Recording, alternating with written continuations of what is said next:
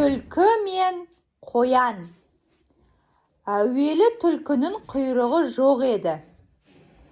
Әрқашан қасқырменен тату тұрмаған себепті құйрығының жоқтығы жүрген ізін жасыра алмай, оған тек қатты залал келтірген.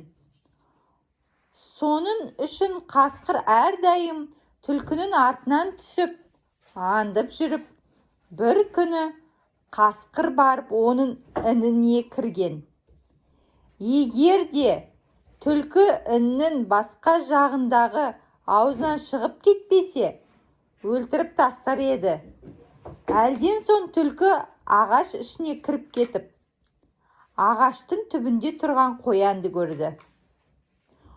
Ол мезгілде қояндардың құйрығы ұзын болыпты. Шапшаң жүргендеріне ыңғайсыз болып тұрушы еді. Сол жерде түлкі қоянды ұстап алып, өлтірмекші болып жатқанда қоян сұрапты. Мені өлтірме. Қандай? Кім өзінде? Қоян айтады. Мені өлтірме. Саған құйрығымды сыйға берейін.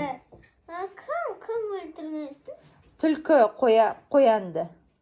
Қалай өлтірер бұл? Жеп қояды ғой. Түлкі жейді ғой қоянды. Сонда айтады, уағдағылады.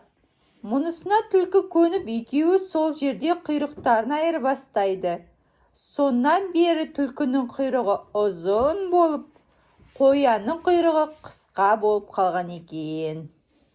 Сол кезден бастап түлкінің құйрығы ұзын болыпты.